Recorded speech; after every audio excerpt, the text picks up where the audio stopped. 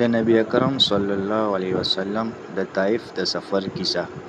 نبوت ملاوېدو نه پس 9 کاله نبی اکرم صلی الله علیه وسلم مکه مکرمه کې تبلیغ کولو او د قوم د هدایت او اصلاح کوشش یې کولو، خو د لږې غوندې ډلې نه سیوا چې مسلمانان شوي وو او لږ غوندې داسې خلک چې مسلمانان نه وو خو د نبي علیه الصلاة والسلام امداد به یې کولو.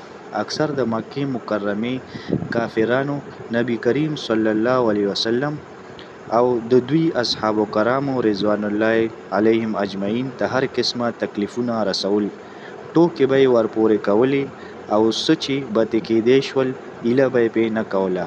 د نبی کریم صلی الله علیه وسلم تره ابو طالب هم هغې نیکدله خلکو کې وو چې مسلمان نه وو، خو د نبی صلی الله علیه وسلم به یې هر قسمه امداد کولو.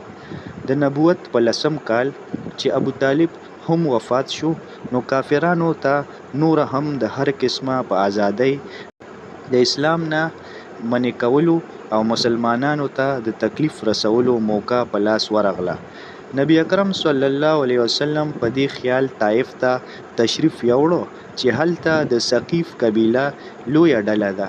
که چېرې دغه قبیله مسلمانه شي نو مسلمانانو ته به د دې تکلیفونو نه خلاصې او د دین د خورېدو بنیاد به قایم شي.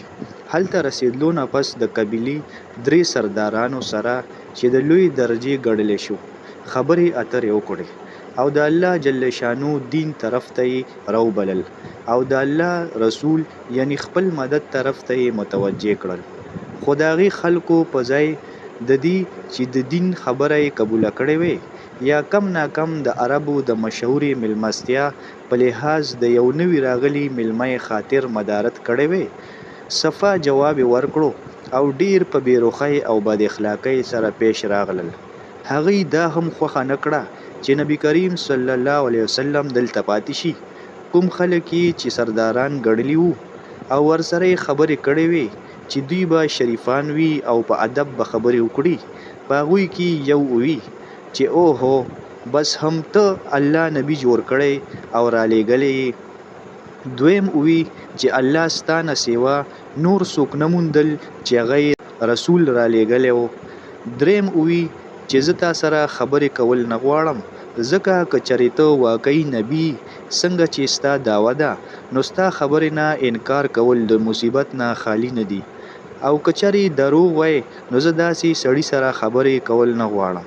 دې نه پس دغې خلکو نه ناامیده کېدو سره نبی علیه الصلاة والسلام نورو خلکو سره د خبرو کولو اراده وکړه، ځکه چې دوی خو د همت او استقلال غر وو، خو هیڅ چا قبوله نه کړه، بلکې په ځای د قبولولو نبی علیه الصلاة والسلام مبارک ته وی زمونږ د ښار نه زر وځه او چېرته چې ستا خوښه وي هغه ځای ته لاړ شه.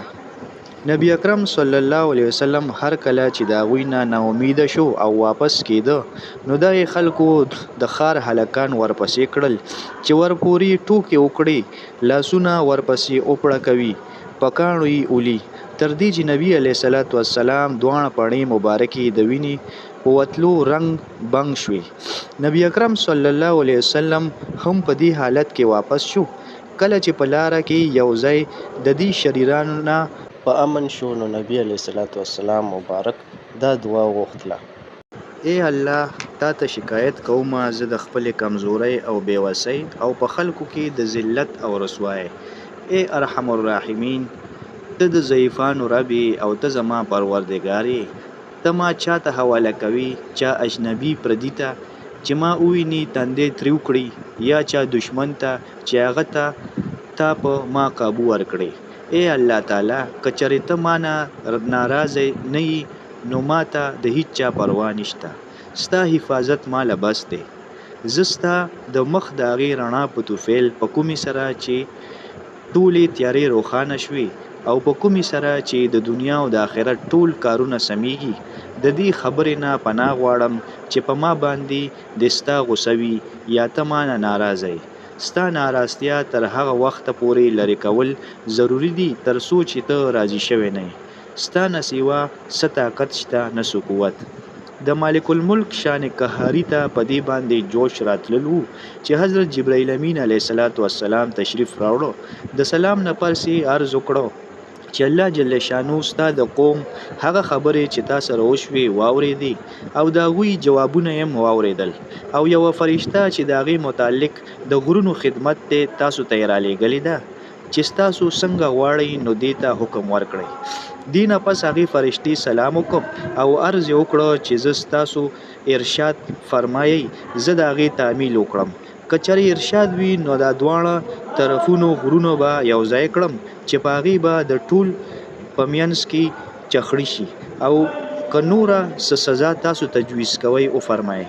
د نبي علیه السلام رحیم او کریم ذات جواب ورکړه چې زه د الله تعالی نه د دې امید لرم که چېرې دوی مسلمانان نشو نو د دوی په اولاد کې به داسې خلک پیدا شي چې د الله تعالی بندګي او عبادت پکوي.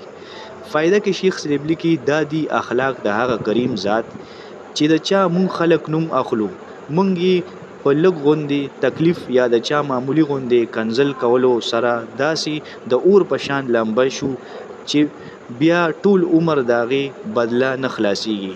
ظلم د پاسه ظلم په هغه باندې کوو او دعوه کوو د خپل محمدي کېدو او د نبی د تابعدارۍ.